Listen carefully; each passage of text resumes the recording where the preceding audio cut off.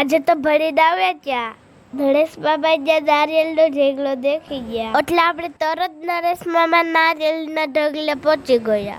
નરેશ બાબાએ મને એક મસ્તલનું નારિયેલ ગોતી દીધું. હજી આપણે નારિયેલ લીધું ત્યાં ભાગો ને કોમલ ને એ પણ નારિયેલ લેવા પહોંચી ગયા. આજ તો નરેશ બાબાને મોટી નુકસાની જવાની છે. નરેશ બાબાએ બધાને નારિયેળનું વિતરણ કરી દીધું. પછી તો બધા નારિયેલ લઈને ઘર ભાગતી પકડી. નારિયેલ તો લેતા પણ હવે ફોડતા કે ને આવડે. ભાગાવે તો સાકી ફોડવાનું ચાલુ કરી દીધું. પણ આપણે કામ કરવું? આપણે આપણા લઈને ઘર ભાગીએ.